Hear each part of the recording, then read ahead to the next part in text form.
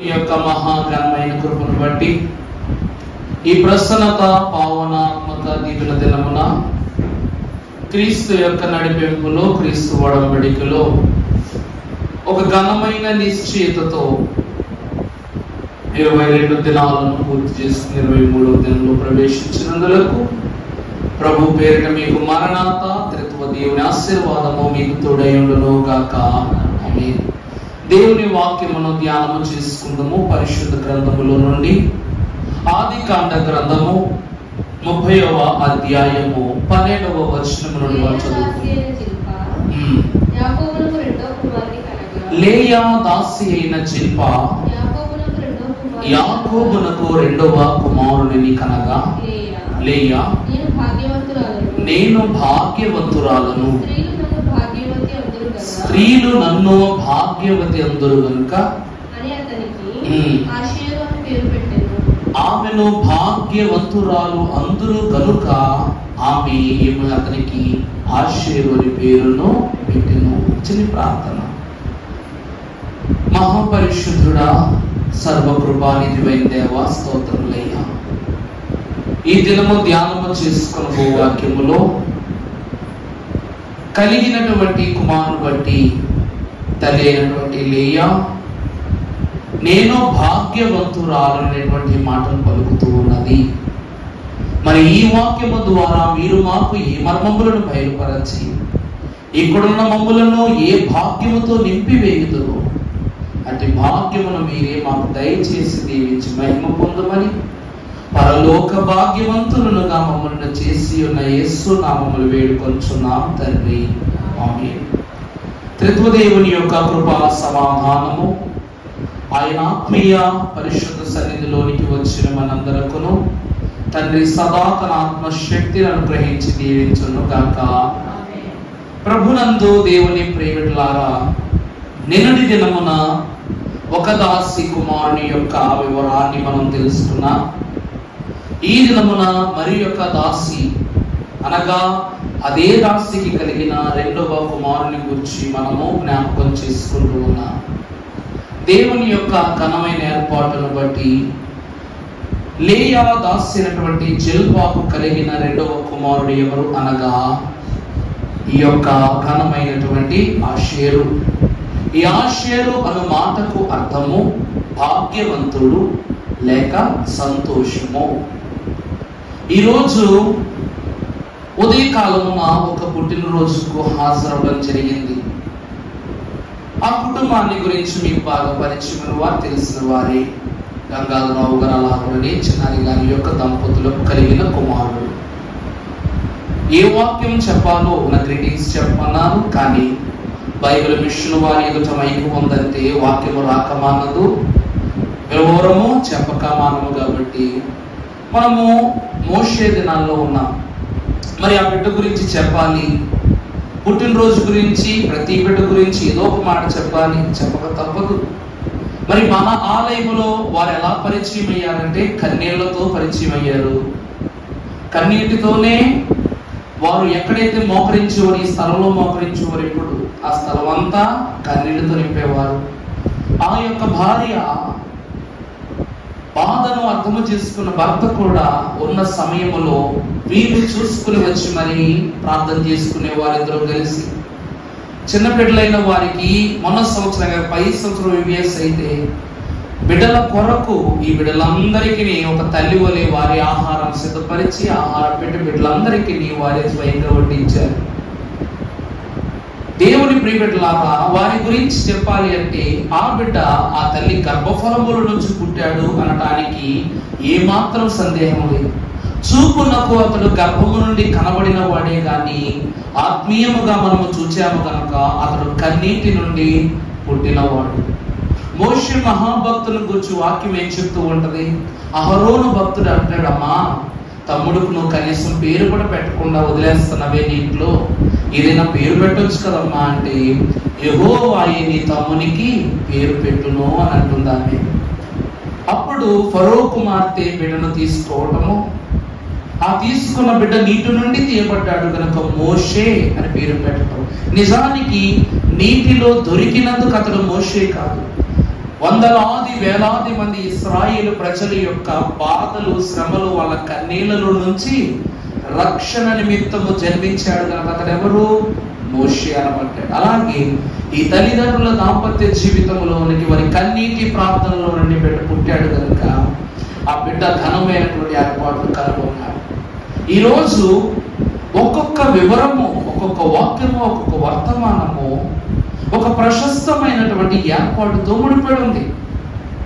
నిన్నటి దినమున ఆ బిడ్డను చూచి, మొదటి బిడ్డను చూచి ఆమె ఏమంటూ ఉంది? జిల్పా యొక్క బిడ్డను చూసి అదృష్టము అంటుంది. ఏమంటుందండి? అదృష్టము అంటూ ఉంది. కానీ ఈరోజు ఏమంటూ ఉంది? నేను ఈ బిడ్డను బట్టి ఏమై ఉన్నాను? భాగ్యవంతురాలనయ్యాను కనుక ఈ బిడ్డ పేరు ఏమని పెడుతుంది? ఆషేరు అని పెడుతూ ఉంది. దేవుని ప్రియబిడ్డల పరిశుద్ధ గ్రంథములు మనం చూసినట్లయితే ఈ ఆషేరు యాకోబునకు 6వ కుమారుడు. ఆషేరు ఎవరండి? యాకోబునకు 6వ కుమారుడు. దేవుని ఏర్పాటు ద్వారా, దేవుని యొక్క ఆశీర్వాదము ద్వారా ఎన్నో ఘనమైనటువంటి విలువలను ఈ ఆషేరు గోత్రికులు పొందుకున్నారు. పరిశుద్ధ గ్రంథం మనం చూసినట్లయితే మహాభక్తుడైన యాకోబు వీరిని దీవిస్తున్నాడు. 49వ అధ్యాయం 20వ వచనంలో ఆషేరునొద్ద శ్రేష్టమైన ఆహారము కలదు, రాజులకు తగిన మధుర పదార్థములు అతడు ఇచ్చును. దీవెన చాలా స్పష్టంగా చెప్పబడుతుంది అక్కడ. అంటే ఇతని దగ్గర ఉన్నటువంటి ఆహారము, ఇతని యొద్ద ఉన్నటువంటి ఫలాదులు ఏదైతే ఉన్నాయో, పదార్థములు ఏదైతే ఉన్నావో, వీరు రాజులకు సైతం ఏమై ఉన్నారు? భోజనమును ఏర్పరచువారు, ఒక ప్రీతికరమైనటువంటి ఏర్పాటును కనపరిచేవారుగా కనపడుతున్నారు. అంటే దేవుని ప్రియబిడ్డలారా, పరిశుద్ధ గ్రంథములో భక్తుడైన యిర్మీయా ఒక అద్భుతమైన మాట రాస్తారు. యిర్మీయా గ్రంథము 15వ అధ్యాయం 16వ వచనంలో మనం చదువుకున్నప్పుడు, నీ మాటలు నాకు దొరకగా నేను వాటిని భుజించి తిని, దేవా చాలమ్మా. దేవుని యందు ప్రియబిడ్డలారా, నీ మాటలు నాకు దొరకగా నేను వాటిని భుజించి తిని. ఇక్కడ వ్రాయబడినట్లు దీవెన మళ్ళా చదువు 49:20 ఆదికాండం.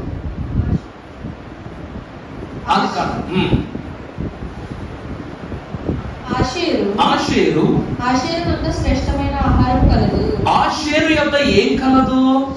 శ్రేష్టమైన ఆహారము కలదు.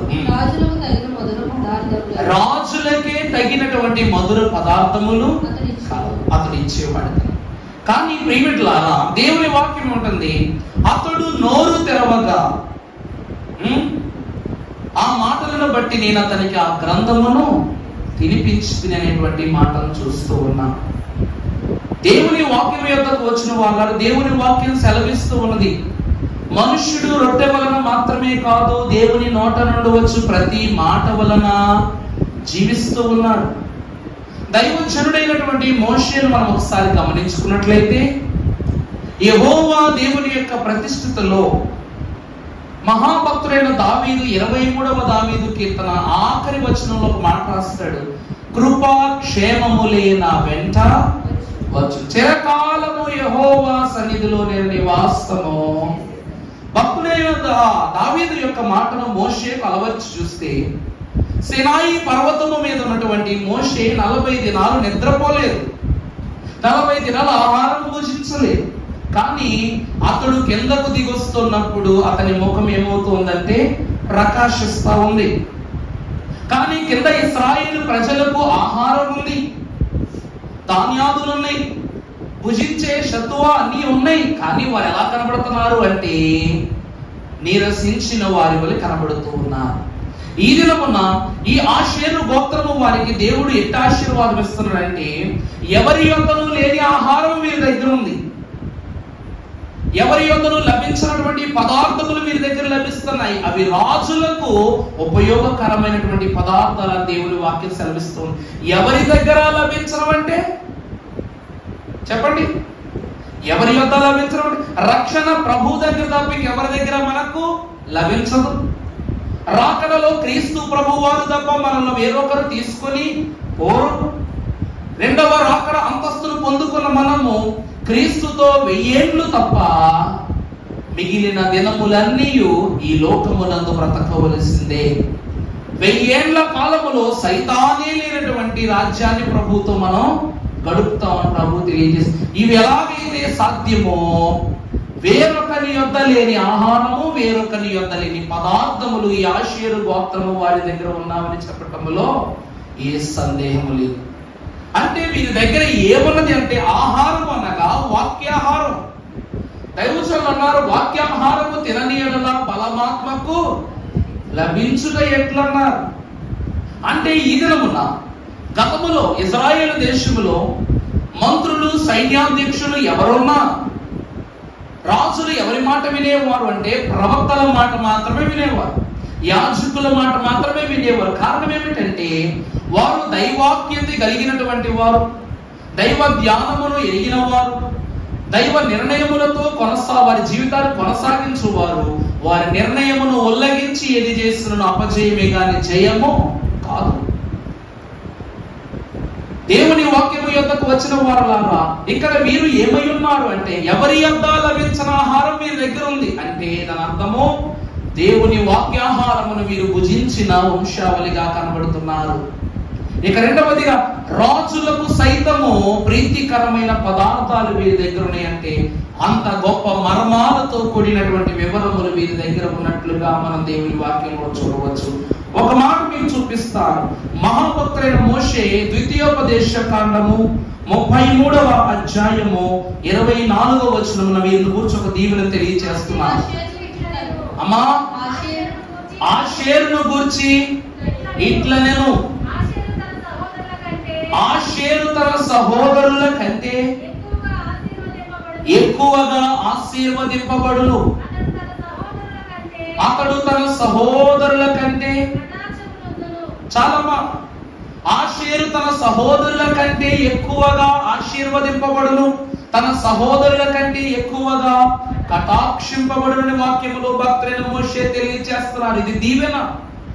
కీర్తనకారుడైన దావీదు ప్రారంభ అధ్యాయంలో దుష్టుల ఆలోచన చొప్పున నడువక, పాపుల మార్గమున నిలువక, అపహాసకుడు కూర్చుండు చోట కూర్చుండక, యెహోవా ధర్మశాస్త్రమునందు ఆనందించుచు దివారాత్రములు దానిని ధ్యానించువాడు, అతడు నీటి కాలువ యోరన నాటబడినదై తన కాలమందు ఫలమిచ్చు చెట్టు వలె నుండును అనేటువంటి వాగ్దానాన్ని మనం చూస్తున్నాం. అనగా సహోదరులైన వారిలో కాస్తో కోస్తో హెచ్చుతచ్చులున్నాయి ఆశీర్వాదంలో, కానీ తన 12 మంది సహోదరులలో 11 మంది సహోదరుల కన్నా ఇతడు ఎక్కువగా ఆశీర్వదింపబడిన వాడు, ఎక్కువగా కటాక్షమును పొందుకున్నవాడు. ఒక అద్భుతమైనటువంటి మాట మనం చూస్తే న్యాయాధిపతుల గ్రంథము 5వ అధ్యాయము 17వ వచనం మనం చదువుకున్నప్పుడు, న్యాయాధిపతుల అమ్మా, గిలాదు యోర్దాను అద్దరి నుంచి నిలిచెను,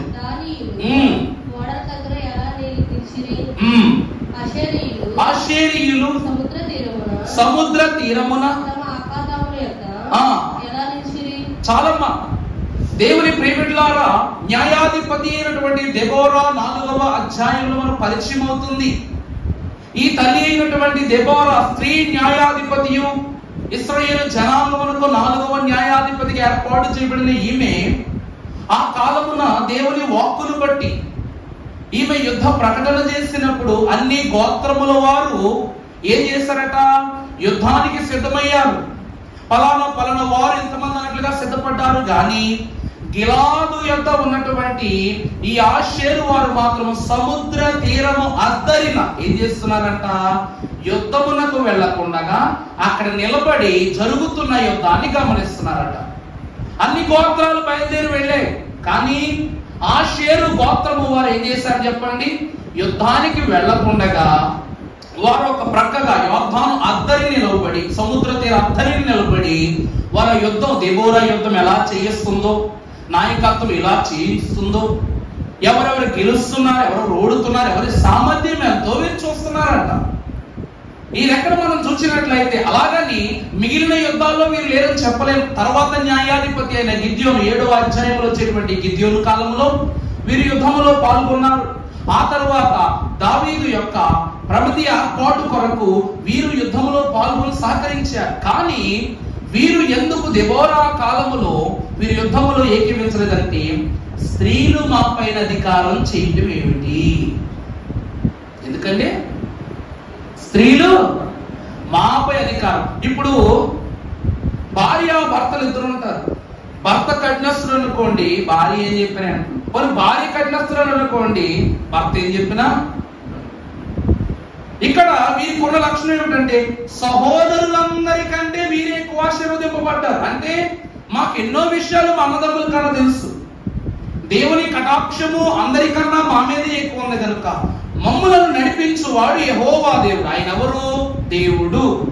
అంటే దేవుని ఆజ్ఞను బట్టి దేవుని ఆశీర్వాదములు అధిక భాగములకు పాత్రులమైన మేము ఒక స్త్రీ మాట వినటమేంటి? అదవుతుందమ్మా? ఒక స్త్రీ మాట వింటే. ఈరోజు ఎవరైనా గతంలో మనకు వైఎస్ఆర్సీపీకి హోమ్ మినిస్టర్ కింద ఉన్నటువంటి తానేటి వారి దగ్గర ఉన్నారు. అప్పుడు సాధారణ కార్యకర్త కింద ఉంటే ఎవరైనా వింటారా మాట? అదే హోమ్ మినిస్టర్ అయితే ఎవరైనా సరే మాట వినవలసింది. ఈ రోజు దేవుడు సర్వసాధారణమైన దెబోరాకు అధికారం ఇచ్చినను, న్యాయాధిపతి అధికారం ఇచ్చిన వీరేమంటున్నారంటే, మేము నీ మాట వినటం ఏంటి అనేటువంటి తలంతో వీరున్నారు. అందుకుగా దేవుడు ఏం చేశాడు చెప్పనండి? ఇదే ఆషేరు గోత్రములో హన్నా అనే ప్రవక్తని అనుగ్రహించాడు వీళ్ళకి. అర్థమవుతుందా అండి? హన్నా ప్రవక్తని అనేటువంటి ఆమెను ఆషేరు కొత్త నిబంధనలో చూస్తాం. కనూయేలు కుమార్తె ఆషేరు గోత్రికురాలైన హన్నాను దేవదేవుడు ఈ గోత్రంలోనే పుట్టించి ఆమెను ప్రవక్తనిగా చేశాడు. చచ్చినట్లుగా వీరు ఏం చేశారు చెప్పండి? స్త్రీ మాట విన్నారు కొత్త నిబంధనలు. అప్పుడు వద్దు అన్నవారు ఆఖరికి తిరిగి ఎక్కడికి వెళ్ళవలసి వచ్చింది? స్త్రీ యొక్క పరంపరలోనే వారు సాగవలసి వచ్చింది. దేవుని యోగ్దాను ఆశీర్వాదమును ఇన్ని వివరములను మనము తెలుసుకుంటూ ఈ దినమును నిలబడుతున్నామంటే దేవుని వాక్యమును బట్టి ఒక ప్రత్యేకత మనం కలిగి ఉండాలి. ఎక్కువ ఆశీర్వాదం ఉంది కదా అని తక్కువ చేయబడిన వారుగాను మిగిలిన వారిని వెనకకు నెట్టువారుగాను మనము ఉండకూడదు. ఆమె ఎవరనగా దేవునితో ఏర్పాటు చేయబడింది. నీ ఆశీర్వాదం బట్టి నువ్వు గొప్పదాన్ని కాగలవా అంటే కాదనేం కాదు. దేవుని వాక్యాన్ని బట్టి చూస్తే భక్తులైనటువంటి మోషే వీరికి కొన్ని దీవెనలు ఇస్తూ ఉన్నాడు. చదువమ్మా. ద్వితీయోపదేశకాండం 33:24. ఆషేరు తన సహోదరుల కంటే ఎక్కువగా ఆశీర్వదింపబడును. అతడు తన సహోదరుల కంటే కటాక్షము నొందును. చాలమ్మా. తర్వాత తన పాదములను తైలములో ముంచుకొను. బాగా చూడండి, తన పాదములను తైలములో ముంచుకొను. తర్వాత నీ కమ్మలు ఇనుపవిను ఇతడివినై ఉండును. ఇది ఒక అద్భుతమైన దీవెన. పరిశుద్ధ గ్రంథంలో లూకాసు సువార్త 2వ అధ్యాయం 36వ వచనం చదువుకుందాం. మరియు ఆషేరు గోత్రికురాలును పనూయేలు కుమార్తె అయిన అన్నా అను ప్రవక్తిని యుండెను. ఆమె కన్యత్వము మొదలు 7 ఏళ్లు పెనిమిటితో సంసారము చేసి బహుకాలం గడిచినదై 24 సంవత్సరములు విధవరాలై ఉండి దేవాలయమును విడువక ఉపవాస ప్రార్థనలతో రెయ్యింపగలు సేవ చేయుచుండెను. చాలండి దేవుని ప్రియబిడ్డలారా, ఈ ఆషేరు గోత్రికులు ఏమై ఉన్నారు? భాగ్యవంతులై ఉన్నారు. వీరు అనగా వీరి దగ్గర ఎవరి దగ్గర లేనంత ఆహారం ఉంది, మధురమైనటువంటి ఆహారం ఉందన్నారు. ఈ ఆహారం ఏమిటి అంటే వాక్యమే. ఈరోజు భార్యాభర్తలు ఇద్దరు ఒక వాదం పెట్టుకుని ఆలయానికి వచ్చారు. ఈమె ఆలయంలో ఉంది. ఈమె ఇతని భర్తతో ఎంతకాలం సంసారం చేసిందట? 7 ఏళ్ల కాలము ఆమె భర్తతో సంసారం చేసింది. బిడ్డలా లేరు. మిగిలిన 84 సంవత్సరాలు ఆమె ఏం చేస్తామని దేవునితోనే సహవాసం చేస్తుంది. ఈరోజు ఒక తగు వచ్చి పడింది. అమ్మ, మాకు ఇదిగో ఇలా బిడ్డలు కలగటం లేదు, మేము ఎటువంటి ప్రార్థన చేయాలి, ఎటువంటి ప్రార్థన చేస్తే మాకు బిడ్డలు కలుగుతారో మాకు ఉపాయం చెప్పమంటే బిడ్డలే లేనటువంటి ఈమె ఏం ఉపాయమో చెప్పగలదు. అలా అర్థమవుతుందని అన్నమాట. ఇప్పుడు వివాహమే, ఇప్పుడు నేను ఉన్నానంటే నా పాదరిని చేశారు, ఎవరైనా వచ్చి అయ్యారు మీరు పాస్టర్ గారు పెళ్లి చేయండి అంటే అప్పుడు ఎన్నో పెళ్లిళ్ళు చూసాము కదా, చేసేద్దాం అన్నట్టే కుదురుద్దా? వివాహం యొక్క ఆంతర్యత, వివాహం యొక్క ప్రాముఖ్యత, దానికి తగ్గ హక్కు, దానికి తగ్గ బాధ్యత, దానికి తగ్గ చట్టం ఒకటి ఉంటుంది. దాని ప్రకారం మేము ఏం చేయాలి? వివాహములు ముందుకు వెళ్ళాలి. బాధ్యతైనంత మాత్రం వివాహము చేయటకు అర్హుడు కాదు. ఒక స్థాయి తరువాత దాని యొక్క వివరమును సంపూర్ణముగా అనుభవపూర్వకంగా మార్చుకున్న తర్వాత మాత్రమే ఆ క్రమాన్ని జరిగించడానికి మేము ఏమవుతాం? యోగ్యులమవుతాం. ఇప్పుడు ఈమె గొడ్రాలుగా ఉంది. ఆమె ప్రవక్తిని అనే మాట కాసేపు పక్కన పెడితే ఏడేండ్ల ఆమె సంసార జీవితం తరువాత ఆమెకు బిడ్డలు లేక ఆమె విధవరాలుగా జీవిస్తూ ఉంది. మరి ఆమె జీవితంలో బిడ్డలు లేరు, భర్త లేడు. అలా లేనటువంటి ఆమె యొద్దకు ఒక పరిష్కారమునకు వస్తే మరి ఆమె ఎలాగా ఆ యొక్క గొడవను సరిచేసి పంపించేది? ఏదైనా సమస్య వస్తే ఆమె ఎలాగా దాన్ని నిర్మూలన చేసి పంపేది? రాజులు వస్తారు, గొప్ప గొప్ప వాళ్ళందరూ వస్తారు, వాళ్ళ పరిస్థితి ఏంటి? మరి ఈరోజు కొంతమంది అయ్యారు అంటారు అనమాట, బైబిల్ విషయంలో ఒక మాట ఉంటుంది, పెళ్లిళ్లకు ఎవరు పాదరులు కూడా పిలుస్తారు. కారణం ఏంటంటే రేపటి దినమున ఈ వివాహ క్రమం ఎలా చేయాలో మేము అలవర్చుకోవాలి కాబట్టి, ఎవరి వలనో కానీ మనకు మాట రాకూడదు కాబట్టి కొన్ని వివాహ క్రమాల్లో ఏం చేస్తారు? ఎప్పుడు ఏ క్రమం చేయాలి, ఎప్పుడు పెళ్లి కుమార్తెను పిలవాలి, ఎప్పుడు పెళ్లి కుమారుని పిలవాలి, వచ్చినప్పుడు ఏ పాట, వారి చేత వివాహపు క్రమం జరిగిస్తున్నప్పుడు ఏ పాట, క్రమమునకు ఎలాగా ఏ రీతిగా జరిగించాలని ఒక వివరాన్ని మాకు క్లుప్తంగా కళ్ళకు కట్టినట్టు వారు అనుభవపూర్వకంగా చూపించాలి కనుక ఆ క్రమంలో మమ్మల్ని ఏకీవింప చేస్తారు. ఈమెక దేవునితో 84 ఏళ్ల అనుభవం ఉంది, కానీ బిడ్డలు కలుగుటకు గల సూత్రములు చెప్పే అనుభవము ఒక దినమునందైనను లేదే. దేవుని వాక్యం మనం చూసినట్లయితే భక్తులైనటువంటి మోషే గారు అంటున్నారు, రాజులకు ఇష్టమైన ఆహార పదార్థములను వీరు ఇచ్చేవారుగా కనబడుతున్నారు. యెహెజ్కేలు గ్రంథము 3వ అధ్యాయము ప్రారంభము నుండి మనము చూసినట్లయితే దేవుడైన యెహోవా రాయిస్తున్నారు అక్కడ ఒక మాటను, మరియు ఆయన నాతో ఇలాగూ సెలవిచ్చెను, నరపుత్రుడా నీకు కనబడిన దానిని భక్షించుము, ఈ గ్రంథమును భక్షించి ఇశ్రాయేలీయుల యొద్దకు పోయి వారికి ప్రకటన చేయుము. దేవుని ప్రియమిట్లారా, ఈరోజు యేసుక్రీస్తు ప్రభు వారి చరిత్రను మనం ఒకసారి చూసినట్లయితే ప్రభు ఏమంటూ ఉన్నారంటే, నువ్వు ఆ గ్రంథమును భక్షించుము, భక్షించిన పిదప నువ్వు నీ జనుల యొద్దకు పోయి దాన్ని ఏం చేయి, దాన్ని వారికి వివరించు, బోధించని ప్రభు చెప్తున్నారు. 3 దినములు రూపాంతర పర్వతము మీద దేవుని యొక్క మహిమ క్షమించండి 5,000 మంది ప్రజలను కొండ ప్రసంగము బోధించుటకు ప్రభు తీసుకుని వెళ్ళారు. 3 దినముల ప్రసంగం పూర్తయిన తరువాత వీరిని ఉట్టి చేతులతో పంపటము ఇష్టము లేని ప్రభు ఏమంటున్నారంటే, శిష్యులారా వీరికి భోజనము పెట్టి వడ్డించి వారు పంపించండి అన్నారు. అనగానే శిష్యులైన వారు అయోమయ స్థితిలో ఉండి, ఎలా మనం ఏమైనా తెచ్చుకున్నామా, భద్రపరుచుకున్నామా, ప్రభు ఏం వడ్డించుకున్నారు ఎలా అన్నారు. అంతే కదండి. అప్పుడు ప్రభు ఏం చేశారు? ఒక రొట్టెను పట్టుకుని దాన్ని దీవించి ఆశీర్వదించి ప్రార్థన చేసి శిష్యులకు ఇవ్వగా అది వేలాది రొట్టెలుగా మారిపోయింది. ఆ 2 చేపలను ప్రార్థించి ఆశీర్వదించి శిష్యులకు ఇవ్వగా అవి వేలాదిగా మారిపోయినాయి. అలాగున 5,000 మందికి ప్రభువు చేతిలో నుండి వారి చేతిలోనికి వెళ్ళింది, విస్తారమైపోయింది. ఇక్కడ హన్నా అనే ప్రవక్తిని 7 ఏళ్ళు మాత్రమే భర్తతో జీవించింది, కానీ 84 సంవత్సరాలు ఎవరితో బ్రతికిందమ్మా? దేవునితో. అంటే దేవుని వాక్యంలో యెహెజ్కేలు భక్తుడు ఏమంటున్నాడు అక్కడ? మరియు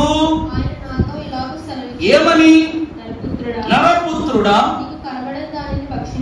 నీకు కనబడిన దానిని. అంటే దేవుని సన్నిధిలో మనకి ఏం కనబడుతూ ఉంది? ఏం కనబడుతుందండి? వాక్యము, నీ వాక్యమే నన్ను బ్రతికించను, బాధలను నాకు నెమ్మదినిచ్చినాడు. ఆ వాక్యము కనబడగా విశ్వాసులు ఏం చేస్తున్నారట? దానిని భక్షిస్తున్నారు. తర్వాత ఈ గ్రంథమును భక్షించి ఇశ్రాయేలీయుల యొద్దకు పోయి వారికి ప్రకటన చేయుము. ఈరోజు భర్త భార్య సమస్య ఈమెకు అనుభవంలో లేకపోవచ్చు, కానీ దేవుడిచ్చిన గ్రంథములో ఉంది కదా. ఈమె స్వయం ప్రతిపత్తితోనూ జ్ఞానోక్తితో నేర్చుకోలేకపోతే 84 సంవత్సరాలు దేవుని సన్నిధిలో ఈమె ఉపవాసం చేస్తుందంటే 40 రోజులు ఉపవాసం చేసిన మోషే కిందకి దిగితేనే ముఖమంతా ఎలాగైపోయింది? కళగా మారిపోయింది, ప్రకాశించిపోయింది. మరి 84 ఏళ్ళు దేవుని సన్నిధిలో, దేవుని సహవాసములో పోషింపబడుతున్న ఈమె ఇంకెంత ప్రకాశితముగా వెలిగిపోతుందో గమనించాలి. ఇటువంటి ఈమె ఏమై ఉన్నది అంటే బోధించేదై ఉన్నది. ఆనాడు ఆ ఆషేరు గోత్రము వారు దెబోరా యొక్క పాలనను వారు గౌరవించక, మేము స్త్రీ వెనుక ఉండుట ఏమిటి ఆమె వాళ్ళన్నందుకు గాను దేవుడు ఆషేరు గోత్రము వారిని స్త్రీ సంతతిలో ఉన్న వారికి యజమానురాలిగా ఏర్పరిచాడు తండ్రి. వీరు ఎవరు అంటే రాజులకు పదార్థములను ఇచ్చేవారు. అసలు రాజులంటే ఎవరండి ఈ రోజుల్లో? భక్తులైన పేతురు గారు మొదటి పత్రిక 2వ అధ్యాయం 9వ వచనంలో మనకు ఒక అద్భుతమైన మాట చెప్తున్నారు. చదవండమ్మా. అయితే మీరు చీకటిలో నుండి ఆశ్చర్యకరమైన తన వెలుగులోకి మిమ్మల్ని పిలిచిన. మొదటి పేతురు 2:9. చదవమ్మా. అయితే మీరు చీకటిలో నుండి ఆశ్చర్యకరమైన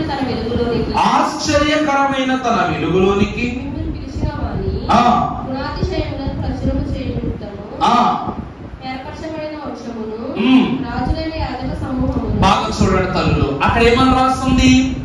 రాజులైన యాజక సమూహమును, పరిశుద్ధ జనమును, దేవుని సొత్తైన అనగా రాజులు అనగా వీరు రాజులకు మంచి పదార్థాలను అందించేవారు. ఈ రోజు దేవుని వాక్యాన్ని బట్టి చూస్తే రాజులు ఎవరు అనగా ఆయన పిలుపును అందుకుని, ఆయన ప్రేమను కనుగొని, ఆయన ఆజ్ఞలను అనుసరిస్తూ జీవించేవారు రాజులైన యాజక సమూహము అని ప్రభు చెప్తూ ఉంది. వారు ఎవరు అనగా ఇశ్రాయేలు జనము. నా పేరు పెట్టుబడిన జనులు మానక నా నిమిత్తము ప్రార్థనలు చేయుచుండగా ఆకాశము నుండి నేను వారి మొరను వింటిని అని ప్రభు అంటూ ఉన్నారు. ఈ రోజు మనం ఎవరు అనగా దేవుని బిడ్డలమై ఉన్నాం. రాజు అంటే కలిగిన కిరీటమును పెట్టుకున్నవాడు, కలిగిన రాజ్యములో సింహాసనమునందు కూర్చున్నవాడో కాదు. దేవునిని కలిగిన వారే ఎవరు అనగా రాజులు. ఆయన ఎవరు అనగా రాజులకు రాజును, ప్రభువులకు ప్రభువును. ఈమె ఎవరు అనగా రాజుల అనగా ఇశ్రాయేలీయులు ఎవరు అంటే రాజ కుటుంబీకులు. అందరూ అంతే కదండి. వీరికి పరలోకములో కిరీటాలు ఇవ్వబడ్డాయి 12 గోత్రాలకు. వారి వారి విలువ చొప్పున వారికి ఇవ్వబడిన జీతము ప్రభు ఏర్పాటు చేసిన మన వాక్యంలో కనబడుతుంది. అటువంటి వీరులకు దేవదేవుడు ఏమిస్తూ ఉన్నాడు అంటే రాసరిక పంతస్తులు. అందుకే నీ 11 మంది అన్నల కన్నా ఆషేరును దీవింపబడిన వాడును, మకుటము కలిగిన వాడును ప్రభు సెలవిస్తున్నారు అక్కడ. ఇది తండ్రి అయినటువంటి యాకోబు గారు ఇస్తున్న దీవెన. దానిని ఏ కాలములో నెరవేర్చబడి ఉన్నది అంటే ఈ యొక్క హన్నా కాలములో నెరవేర్చబడి ఉన్నది. ఇప్పుడు భక్తులైన మోషే గారు ఏమనిస్తున్నారు దీవెన? 33వ అధ్యాయం ద్వితీయోపదేశ కాండములో 20వ సహోదరుల కంటే ఎక్కువగా ఆశీర్వదింపబడును, సహోదరుల కంటే కటాక్షమునందును తన పాదములను తైలములో ఉంచుకొను. దేవుని ప్రియబిడ్డలారా, మిమ్మల్ని ఒక మాట అడుగుతానండి. పరిమళ తైలము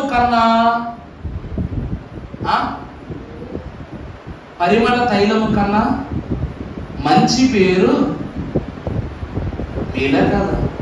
చూద్దాం వాక్యంలో చూద్దాం. పరిశుద్ధ గ్రంథముల నుండి ద్వితీయోపదేశ కాండ గ్రంథం, ప్రసంగి గ్రంథం 7వ అధ్యాయం మొదటి వచనం. ప్రసంగి గ్రంథం 7వ అధ్యాయం. సుగంధ తైలము కంటే మంచి పేరు చాలా. ఇక్కడ సుగంధ తైలము కన్నా మనకి ఏ మేలు? మంచి పేరు. మరి దేవుడు నా పేరు పూయబడిన పరిమళ తైలము వంటిది అంటున్నారు. ఇక్కడ తైలము కన్నా పేరే గొప్పని అంటున్నారు ఒకరు, ఆయన పేరే తైలం అంటున్నారు ఇంకొకరు. ఇందులో ఎవరి మాట నమ్ముదాం? ప్రసంగి గ్రంథమును రాసినటువంటి భక్తుడు ఏమంటున్నారు? సుగంధ తైలము కంటే ప్రసంగి గ్రంథం ఎవరు రాశారండి? సొలొమోను గారిగా, జ్ఞాని అయిన సొలొమోను రాశారు కాబట్టి ఆయన ఏమంటున్నారండి? సుగంధ తైలము కంటే మంచి పేరే మేలు అంటున్నారు. నా పేరు పూయబడిన పరిమళ తైలము వంటిది అనే మాట ఎవరిది? ఎవరిది?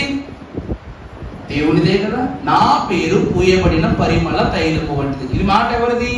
యేసు క్రీస్తు ప్రభు వారి యొక్క మాట. ఇప్పుడు దేవుని యొద్ద నుండి జ్ఞానము సంపాదించుకున్న సొలొమోను చెప్పిన మాటలు మనం నమ్మాలంటారా, లేక ఆయన పేరే తైలం అని చెప్పిన ప్రభు మాట నమ్ముదామంటారా? ఇద్దరు మాట నమ్మాలా, ఎందుకంటే ఇద్దరు వాక్యంలోనే చెప్పారు కాబట్టి. ఇక్కడ వాక్యములో ఈ ఆషేరు గోత్రము వారు తైలములో అడుగు పెట్టేవారుగా కనబడుతున్నారట. దేవుని ప్రియబిడ్డలారా, తైలము శిరస్సు మీద పోయబడవలసినటువంటి భాగ్యం. కానీ అక్కడ ఏమని రాయబడింది ద్వితీయోపదేశ కాండములో? ఏమండి? పాదములకు తైలమును ఉంచుకొను. అందరూ శిరస్సు మీద తైలం ఉంచుకుంటే వారి పాదాల దగ్గర తైలం ఉంచుకోవడం ఏంటి? అది ప్రశ్న అంటారా? కాదు. పైగా ఆషేరు అనగా భాగ్యవంతులు. వారెవరండి? భాగ్యవంతులు. ఈరోజు దేవుని వాక్యం ద్వారా ఒక విశిష్టమైన మార్గం చెప్తున్నారు. ఇజ్రాయేల్ దేశం నుండి తైలము మనకు ఎవరి ద్వారా వస్తుందంటే ఆషేరు గోత్రం వారి దగ్గర నుంచే వస్తుంది. ఎందుకంటే దేవుని యొక్క పరిశుద్ధ పట్టణమైనటువంటి గలిలయ, ఒలీవ ఇలాంటి పర్వతపు ప్రదేశములన్నీ ఎవరి చేత ఉన్నవంటే ఈ ఆషేరు గోత్రము వారి చేతిలోనే ఉంది. దేవుడు తైలపు అనగా ఒలీవ తైలమును పండించు శిఖర భూములను ఎవరికి ఇచ్చారట? ఆషేరు గోత్రము వారికే ఇచ్చారు. ఈ గోత్రము యొక్క వారి నడుమకు సంచరించు ప్రతి ప్రదేశమున తైలము ఏరులై పోతుంది. అందుకే వారి పాదములకు ఏముంది? వారి నడిచే స్థలమంతా ఏ స్థలము? తైలముతో ఉన్న స్థలమే. ఒలీవ చెట్ల నడుమన వీరి యొక్క జీవన శైలి వారు సాగిస్తున్నారు. వీరి దీవెనను మోషే చెప్తున్నాడు, తైలము మీ పాదములకు ఉండును అనేటువంటి మాట చెప్తూ ఉన్నాడు. తర్వాత చదువమ్మా. నీ కమ్మలు ఇత్తడివిని అయి యుండును. దేవుని ప్రియబిడ్డలారా, అక్కడ ఆ వచనంలో 2 అనేటువంటి ఒక మాట ఉంటుంది చూడమ్మా. దాని కింద చదువుతుంది. అక్కడ ఏమని రాస్తుందండి? నీ కమ్మెలు ఏమై ఉన్నాయి? ఇనుపవి అయి ఉన్నవి, ఇత్తడివిని ఇనుపవిగా ఉన్నవి అన్నది. అవి ఏమిటి అంటే పాదరక్షలట. దేవుని ప్రియబిడ్డలారా, దేవదేవుడు ఎఫెసీయులకు రాసిన పత్రిక 6వ అధ్యాయములో 15వ వచనమును మనకు ఒక మాట చూపిస్తున్నారు. యుద్ధోపకరణాలలో ఒక మాటను చదవండమ్మా. ఎఫెసీ 6:15. పాదములకు సమాధాన సువార్త వలనైన అబ్బా, ఆనాడు భక్తుడైన మోషే ఇదే పాదరక్షలు గ్రహించుకుని దేవుని యొద్దకు వస్తూ ఉంటే దేవుడు ఏమంటున్నారంటే, ఈ చెప్పులను విడిచి నా యొద్దకు రా అంటున్నారు. కానీ వీరు ధరించుకున్న పాదరక్షలు ఏమై ఉన్నవి అంటే సమాధాన సువార్త సంబంధమైన అడుగులకు మడుగులెత్తేటువంటివి అయి ఉన్నవి. దేవుని ప్రియబిడ్డలారా, అన్న ప్రవక్తని ద్వారా సువార్త ఎంత కాలము విస్తారమైందో ఈ గోత్రములు మనం చూచాము లేదా? ఆమె ఎంతో అద్భుతమైన సేవ చేసింది దేవుని సన్నిధిలో. అనగా ఈ ఆషేరు గోత్రము వారు చివరికి మీరు ఇలా అడుగుతారని తెలుసు, కానీ అహరోను నెత్తి మీద పోసిన తైలం కూడా ఎవరిదట? తయారు చేసింది. అభిషేక తైలము వీరి సొత్తు. అభిషేక తైలము మీ దేవుని వాక్యం బట్టి చూస్తే లేవీయులు అందరి భారాన్ని మోస్తారు. లేవి గోత్రికులు దేవునికి విముఖులై ప్రముఖులై సముఖములో ఉండి అందరి గోత్రాల యొక్క భారాన్ని గుండెల మీద మోస్తే మరి ఆ భారాన్ని మోయగలిగే శక్తి ఏదైతే ఉన్నదో దానిని వీరికించు తైలము ఎవరి చేతుల మీదుగా తయారైందట? ఆషేరు గోత్రము వారి యొక్క చేతుల నడుమనే తయారైందట. వీరు ఎవరు అనగా సువార్త పని కొరకు వారి అడుగులను ముందుకు వేయువారిగా కనబడుతూ ఉన్నారు. ఆ తర్వాత ఏంటమ్మా? సిద్ధ మనస్సును. వీరి ఏ మనస్సట? సిద్ధ మనస్సు అనగా స్థిరమైన మనస్సు.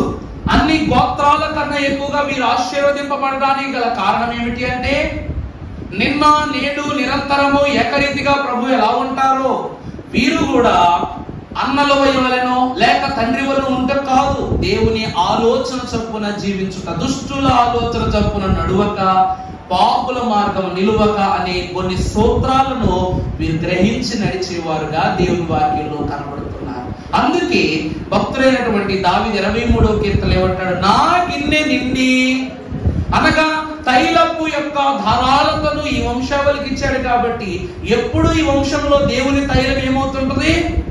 గిన్నె నిండి వీరి తైలం ఏమో పొర్లుతూనే ఉంటుందట. ఆ తర్వాత ఏమిటన్నా? ద్వితీయోపదేశకాండం 33:24లో అమ్మా, 33:24 ద్వితీయోపదేశకాండం చదువమ్మా. నీ బ్రతుకు దినములలో నీకు విశ్రాంతి. విశ్రాంతి అంటే ఏంటి? వెల్కమ్ టు మై వరల్డ్ అంటే దాని అర్థం ఏంటండి? దేవుడు ఏమంటున్నారు? Welcome to my world. దేనికి? తలదిల్లోనూ పరుపు తెచ్చుకో, పండుకుంది దాని ఆలయంలో అన్నట్టుగా నీ బ్రతుకు దినములన్నింటిలో నీకు ఏముండదు అన్నారు ప్రభువు? విశ్రాంతి. మీరే చెప్పండి, విశ్రాంతి అంటే ఏంటో చెప్పండి. మరియమ్మ గారు మీరు చెప్పండి. చెప్పరంట, ఆవిడ నాకు గొడవైనట్టు. ఆ విశ్రాంతి అనే మాటకు ఒక అక్షరం 3 అని రాయబడి ఉంటుంది చూడండి అక్కడ. దాని కింద ఏమనుంది? ప్రయాసపడి భారము మోయించిన సమస్త జనులారా నా యొద్దకు రండి, నేను మీకు విశ్రాంతిని. భారము మోస్తూ ఉన్న జనులలో ఏముంటదంటే బలహీనత ఉంటుంది. అంతే కదండి? అంతే కదమ్మా. భారము మోసే సమస్త జనుల్లో ఏముంటది? బలహీనత ఉంటుంది. అలా బలహీనులైన సమస్త జనులారా నా యొద్దకు రండి, నేను మీకు బలమును ఇస్తాను. ఈ ఆషేరు గోత్రము వారు కొందరు యాజకులు ఏం చెప్తారు తెలుసా? విశ్రాంతి అనగానే లాటలకు వచ్చేసరికి పొద్దంతా గొప్ప చెప్పి లాస్ట్కి వచ్చేసరికి సోమరిపోతులు చేసేస్తారు బాబు. అంటే వాక్యాన్ని కొంతమంది అక్కడ ఉన్న అంకిలు చూడరు. అంకిలు చూడకుండా ఏమంటారు అంటే, విశ్రాంతి అంటే ప్రభు ఏమన్నారు? నువ్వు అక్కడ తిరిగి ఇక్కడ తిరిగి ఎక్కడో తిరిగి వచ్చి అమ్మ దేవ అంటే రాబాబు నేను ఒళ్ళు కూర్చోబెట్టి అయ్యని పాట పాడతా చెప్తారు. అక్కడ విశ్రాంతి అనగా బలము. ఈరోజు మనం దేవుని వాక్యాన్ని మనం చూసినట్లయితే యేసు మాటలో ఎంతో బలమున్నది, స్వామి మాటలో చాలా. అంటే వాక్యమును అనుగ్రహిస్తున్న దేవదేవుని బట్టి వాక్యమును భక్షిస్తున్న సంఘమైన మనకు బద్ధకాలు రాకూడదు. ఏం రావాలంట? బలము రావాలని దేవుని వాక్యం చెప్తూ ఉంది. ఆషేరు గోత్రము వారు జన్మతః వాక్య సంగ్రహితులై ఉన్నారు. అందుకే మేము ఎవరి మాట వినటం ఏమిటి? ఆశీర్వాదం అంటే కేవలము అన్ని అన్నదమ్ముల కంటే గొప్పగా ఆశీర్వదింపడ్డారంటే వారిలో లేవీయులకు ఉన్నంత జ్ఞానం ఉంది, యోధా వారికి ఉన్నంత ప్రావీణ్యత ఉంది, ఇస్సాకారు వారికి ఉన్నంత నైపుణ్యత ఉంది, ఇతర పని చేయగలిగేంత నైపుణ్యత ఉంది. నిన్నటి దినములు మాట్లాడుకున్నప్పుడు సింహము వలె ముందుకు వెళ్ళగలరు, గాదు వలె ఈటతోనూ యుద్ధము చేయగలవారు. ఇందాకేమని చెప్పా? మేము స్త్రీ పర్యవేక్షణలో యుద్ధం చేయటం ఏంటి అని అన్నారు తప్ప మరి గిద్యోను కాలంలో యుద్ధం చేయాల, దావీదు యొక్క శౌర్యము కొరకు వీరు యుద్ధం చేయాల, చేశారా లేదా? అంటే వీరు యుద్ధ ప్రావీణ్యత గలవారును, అలాగే కళా నైపుణ్యత గలవారును, భక్తిలో నైపుణ్యత గలవారు, పై భక్తులు ఎందుకు గనులు, అన్నింటిలోనూ వీరు గనులే. ఇటువంటి వారు సోమరిపుత్రులు ఎలా చెప్తామా? ఇటువంటి వారు బద్ధకపు జీవితాలు గడుపుతారు ఎలా చెప్తామా? వీరు ఎవరనగా దేవుని యొద్ద నుండి బలము సంపాదించిన ఇది పాడుకుంటాం. యెహోవా నా బలమా, యథార్థమైనది నీ మార్గం, పరిపూర్ణమైనది పూర్ణమైనది నీ మార్గం యెహోవా. దేవుని ప్రియమిట్లారా, యెహోవాయే వీరి బలము. వీరు విశ్రాంతి అనగా, వీరు బ్రతుకు దినములలో విశ్రాంతి అనగా, వీరు ఎంత కాలము బ్రతికి ఉంటే వీరు బ్రతికిన దినములన్నీ దేవుని బలము చేత నింపబడుతూ ఉన్నారు. బల శౌర్యము గల పరాక్రమము గల వీరులారా, దేవుని తేజస్సు మీ మీదకు వచ్చు అన్నదని పౌలు భక్తుడు అంటాడు. ఎందుకంటే సైన్యములకు అధిపతి యెహోవా ఏమై ఉన్నారు? పరిశుద్ధుడు. ఈరోజు దేవుని వాక్యముల నుండి సాతాను కూడా ఎప్పుడు బతికించుడు స్తుతి చేయటం, ఈ రోజుకైనా దేవుడు తోసేశాడు కదా, ఇక స్తుతి చేసే పని తప్పింది కదా. స్తుతి చేసేటువంటి పని నాకు తప్పింది, నా ఇష్టం, నా ఇష్టారాజ్యం అనుకుని సాతాను ఉన్నాడు. సాతాను ఎప్పుడు అప్రమత్తుడై ఉంటాడు. కారణం ఏంటి చెప్పనా? వెళ్ళే విశ్వాసుల సంఖ్యను చూస్తే అతనికి భయం పుడుతుంది. ప్రార్థించే ప్రార్థన చూస్తే భయం పుడుతుంది. ఎందుకంటే యేసు ప్రభు పుట్టడాన్ని ఆపలేకపోయాడు, పుట్టడాన్ని ఆపలేకపోయాడు. మరి సంఘం ఎగిరి వెళితే ఏం ఆపగలదు? ఆ రోజు నేను విశ్రాంతి తీసుకున్నాను కాబట్టి ప్రభు ఈ లోకానికి రావడాన్ని నేను ఆపలేకపోయాను. హేరోదు ద్వారా ఆపుదాం అనుకున్నాడు, పనవల. చుక్కను ఆపుదాం అనుకున్నాడు, అవ్వల. లేకపోతే వీళ్ళని ఎవరిని గొల్లలైన వారిని ఆపుదాం అనుకున్నాడు, ఆగల. అంతమంది బిడలను చంపి ప్రభు జాడ తెలుసుకోవాలనుకున్నాడు, తెలుసుకోలేకపోయాడు. ఎక్కడ పుడతాడో తెలుసుకుందాం అనుకున్నాడు, తెలుసుకోలేకపోయాడు. ఏమీ తెలుసుకోలేని సాతాను ఏమీ చేయలేక ప్రభు పుట్టినప్పుడు అందరూ ఆనందపడుతుంటే ఎంత ఆలస్యం చేశా నేను తల బాదుకుంటున్నాను. అందుకే వాడికి అప్రమత్తుడై ఉంటాడు ఎప్పుడు. అందుకే మీ విరోధి యొక్క సాతాను మిమ్మల్ని ఎప్పుడు మృంగుదుమా అని ఏం చేస్తుంటాడు? దర్జించు సింహాలను నిత్యమైన పక్కపక్కన తిరుగుతూ ఉంటాడు. మరి దేవుని యొక్క బలమును సంపాదించుకుని పడకదాన్ని పడుకోవటానికి వీరేమైనా ఎంత ఆశీర్వాదాన్ని పొందుకుని పడకదాన్ని వేసి రాత్రంతా పండుకుంటాం. దేవుడు ఎలాగ దీవెనిచ్చేశాడు? బ్రతుకు దినములన్నీ విశ్రాంతి దినములే అన్నట్లు మీరు భావిస్తారా? ఈ రోజు మనం విశ్రాంతి దినమని చదువుకుంటాం. విశ్రాంతి అంటే ఏంటి? ఇంట్లో పడుకునే రోజా? ఆదివారమే కదా. ఈ ఆదివారం విశ్రాంతి దినంలో ఏకీపించే మనకు దేవుడు ఏమిస్తున్నాడు? తాళమే కదా. మరి మీరు బ్రతుకు దినాలన్నీ విశ్రాంతి దినాలి అంటే ప్రతిరోజు ఆదివారమేకే. మరి రోజు ఏం చేయాలి? వీళ్ళు ఆరాధిస్తూనే ఉండాలి.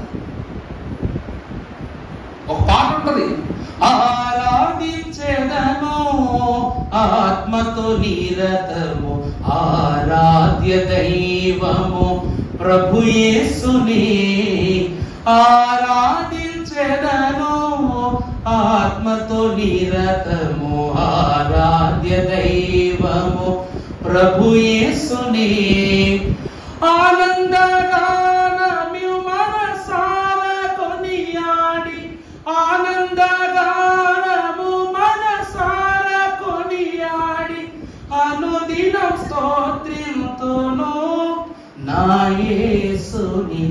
అనుదినం స్తోత్రముతోను నా యేసుని ఆరాధించెదను ఆత్మతో నిరతము ఆరాధ్య దైవము ప్రభు యేసుని. అంటే వీరు ఆరాధించెదను ఆత్మతో నిరతము ఆరాధ్య దైవము యేసుని. శిష్యులైన వారు 3.5 సంవత్సరాలే, హన్నా ప్రవక్తిని 84 సంవత్సరములే. భక్తులు శిష్యులు బరులైన వారు వారికి ఇవ్వని పరిధిని బట్టి మరి మనము రెండవ రాకడ వరకు మనం ఏం చేయాలి? ప్రభువులో బలము సంపాదించుకుంటూ ప్రభుతో నడుస్తూనే ఉండాలి. ఇలా ఉన్నారు కాబట్టి ప్రకటన గ్రంథము 7వ అధ్యాయంలో లెక్కింపబడిన వారి సంఖ్యలో ఉన్నారు. ఆషేరు గోత్రపు వారిలో 12,000 మంది. మీకందరికీ లాస్ట్ లో ఒకటి చెప్తాను. అయ్యగారు అందరిలోనూ తప్పులు చేసిన వాళ్ళు ఉన్నారు, మంచోళ్ళు ఉన్నారు, గొప్పవాళ్ళు ఉన్నారు, యాజకులు ఉన్నారు. ఇంతమంది ఉన్నా అన్నిట్లోంచి 12,000 ఎందుకు వెళ్ళారు అనే మాట కూడా ఆఖరిలో మీకు తెలియజేస్తారు. ఎందుకు అంటే ప్రియులారా, ఈనాటి దినముల్లో కుటుంబానికి 4 అంటే కుటుంబం, మహా అయితే 5 అంటే కుటుంబం. అంతకు మించి ఎక్కువైతే దాని కుటుంబంగా చూడరు ఈ లోకం.